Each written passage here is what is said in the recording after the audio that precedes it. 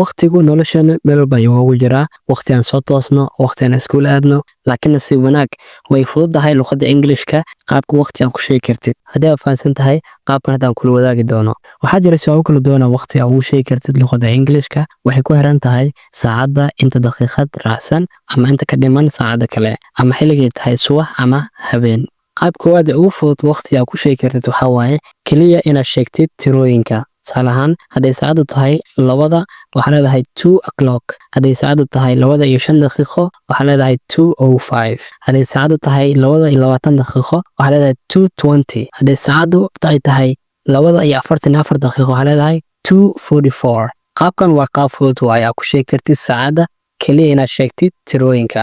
waxaa jiro qaab kale waqti aad ku sheegi kartid inaad salaan dhahdid. hadday saacadu tahay 2:15 waxaa leedahay a quarter past 2. waa 2 oo raacsan 15 past halkan waxay u jirtaa raacsan waaye. hadday saacadu 2:15 tahay half past 2. waa 2 oo raacsan nus saac. hadday saacad ku fiican tahay saacada intay ka dhiman tahay taqaanid waxaa leedahay a quarter to 3. waa 3 oo ka dhiman 15 daqiiqo. hadday saacadu tahay 2:20 waxaa leedahay 20 past 2. waa 2 oo raacsan 20 daqiiqo.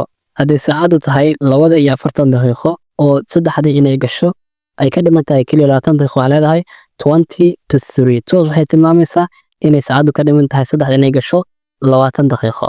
okay qaabkan waa qaab badan la isticmaalo wada sheekaysi maalinlaha dadka loo isticmaalo luqadda Englishka markaad saacada sheegaysid.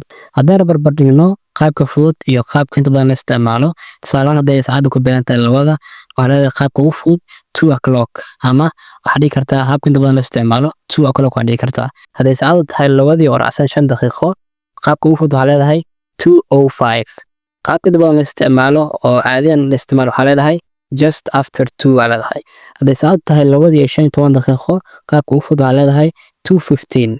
qaab badanka oo isticmaalan waxay noqonaysaa a quarter past 2. hadday saacadu tahay 2:15 waxaa leedahay 2:30. qaabka badan la isticmaalo waxay dhahaan half past 2. hadday saacadu tahay 2:45 waxaa leedahay 2:45. dadka badan waxay dhahaan ayagana quarter to 3. waa 3 oo ka dhiman 15 daqiiqo. hadday saacadu tahay 2:50 qaabka ugu fudud waxaa leedahay 2:50. qaabka aadeen la isticmaalo waxay dhahaan ayagana it's almost 3. waa 3 oo in yar ka dhiman waaye. hadday saacadu 3 ku beeqan tahay waxaa leedahay 3 o'clock. qaab badan la isticmaalo waxaa waaye 3 sharp. waa 3 oo buura ah ama 3 oo juusta ah. sidoo kale markaa saacada ka hadlaysid waxaa kaloo la isticmaali karaa AM iyo PM taasoo lagu muujinayo maalinka qayb ka mid ah. okay haddii saawan oo kale subax xil hore ay tahay waxaa la isticmaalayaa AM. tusaale ahaan 6 AM waa 6 subaxnimo.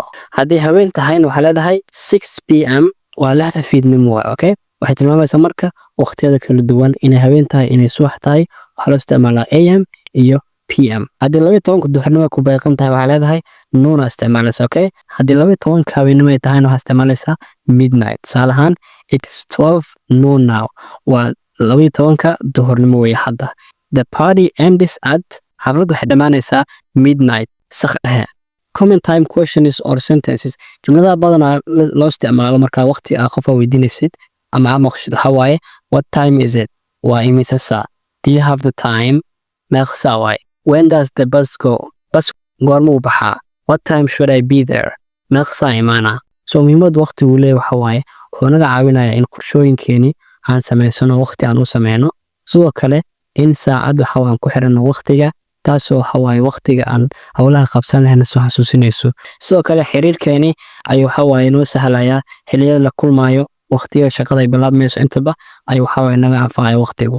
so waqtigu waa muhiim inaad taqaanid qaabka loo sheegayo. haddii aad fahantay isku day practice inaad soo samaysid mar walba waqtiga aad sheegaysid waa inaad si sare u sheegtaa. oo hadday saacad tahay 4:15 waxaa leedahay it's quarter past 4 si od sare u akhrinaysa adigoo dhoola cadaynayo.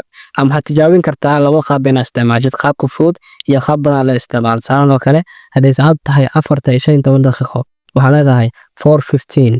ama waxaa kaloo dhihi karta qaab kale inta badan la isticmaalo waxaa leedahay quarter past 4. okay isku day inaad practice ku samaysid qaab waqti loo sheegay aad ku celcelisid saaxiibkaaga mar aad weydiisid markii lagu weydiinayna waxaa markaa sheegaysid inaad adoo dhoola cadaynayo sheegto. okay isku day inaad comment ku soo qortid saacada hadda xilliga ay tahay